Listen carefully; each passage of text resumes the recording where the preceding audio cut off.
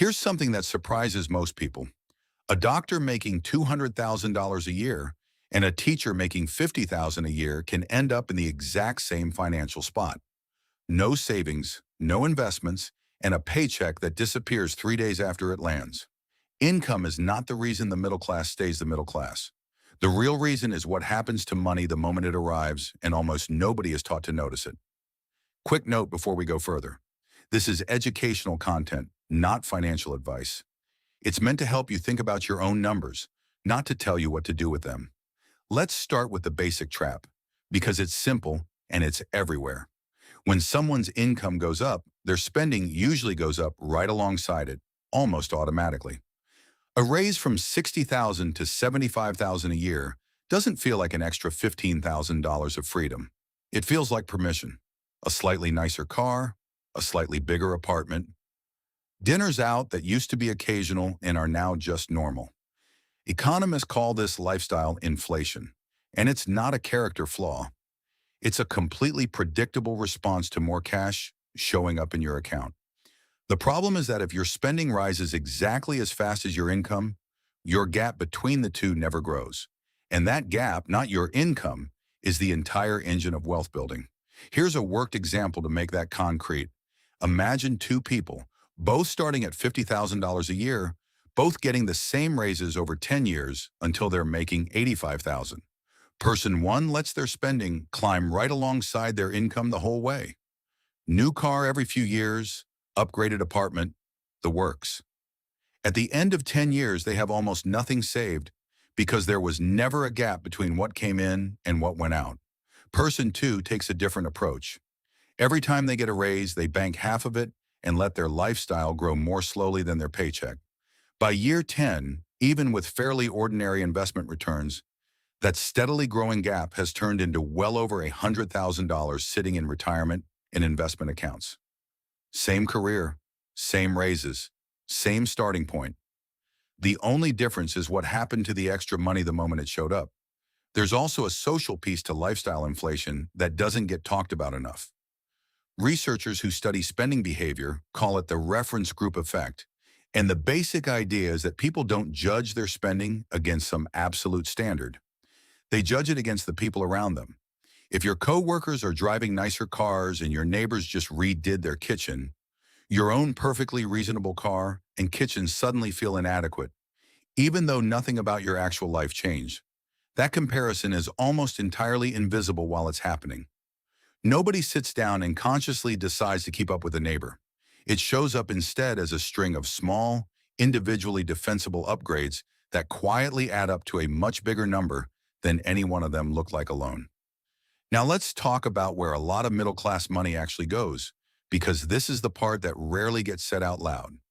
A huge share of middle-class net worth is tied up in things that don't produce income and often lose value the moment you buy them. The clearest example is the car. The average new car payment in the United States is now well over $700 a month, financed over 6 or 7 years, on a vehicle that's worth less the day you drive it off the lot than the day before. Multiply $700 a month by 6 years, and you're looking at roughly $50,000 committed to something that depreciates the entire time you own it. That's not a moral judgment about cars. People need to get to work. It's a math observation. $50,000 redirected into an index fund over that same 6 years, even at modest returns, could realistically be worth $80,000 or $90,000 instead of a car worth a fraction of what you paid for it. This is really about the difference between an asset and a liability, and it's worth being precise about the definition, because people get it wrong constantly. An asset is something that puts money in your pocket over time. A liability is something that takes money out of your pocket over time, even if it feels like something you own. A rental property that generates income is an asset. The house you live in is, financially speaking, mostly a liability. It costs you a mortgage payment, property taxes, insurance, and maintenance every single month, whether or not its value happens to be rising. That doesn't mean don't buy a house. It means understand what category it's actually in before you assume it's doing financial work for you. Let's do a quick myth versus reality on this, because there are two beliefs that quietly keep people stuck. Myth: the fix is simply making more money. Reality, without a system for what happens to new income, more money just means more sophisticated spending. High earners go bankrupt every year. It's not rare. What separates people who build wealth from people who don't at almost any income level is usually not the size of the paycheck. It's whether there's an automatic rule for where money goes before lifestyle gets a vote. Myth: debt is debt, and all of it is roughly the same problem.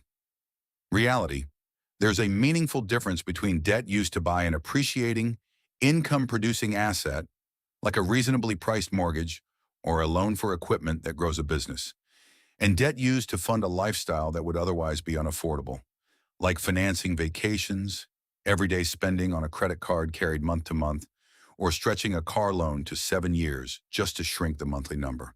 The average credit card interest rate right now sits above 20%. If you're carrying a $5,000 balance at 22% and only making minimum payments, you can end up paying more in interest than the original purchase ever cost, and it can take over a decade to clear. That's not a spending problem anymore. That's a structural drag that makes it almost impossible to build a savings gap, no matter how much you earn. So what actually breaks the pattern? Not a specific stock tip, not a side hustle, and not willpower, because willpower is unreliable by design. It's strongest on day one and weakest exactly when you need it, like at the mall on a Friday after a hard week. What works is removing the decision entirely. That usually looks like automating a transfer to savings or investments on the same day your paycheck lands, before you ever see the money in your checking account. It looks like treating that transfer the same way you treat rent. Non-negotiable, not something you get to next month if things feel tight. People who automate this way consistently save more than people who plan to save whatever's left over at the end of the month, for the simple reason that there's rarely anything left over. The gap only survives if it's protected before spending gets a chance to close it. It also means being honest about which of your big purchases are assets and which are liabilities, and sizing the liabilities accordingly. A car that costs 15% of your take-home pay behaves very differently over a decade than a car that costs 35% of it, even though both feel, in the moment, like a normal monthly payment. If you want a rough number to aim for, a savings rate of around 15 to 20% of gross income is a commonly used benchmark for staying on track for a comfortable retirement on a typical timeline. And it's a useful target precisely because it's a percentage, not a fixed dollar figure. It scales automatically as income changes, which takes the guesswork out of every raise. Someone earning $50,000 a year aiming for that range is setting aside somewhere around $7,000 to $10,000 annually. Someone earning $100,000 is setting aside $15,000 to $20,000. The point isn't that this exact number is right for everyone. Health situations, family obligations, and local cost of living all change the math.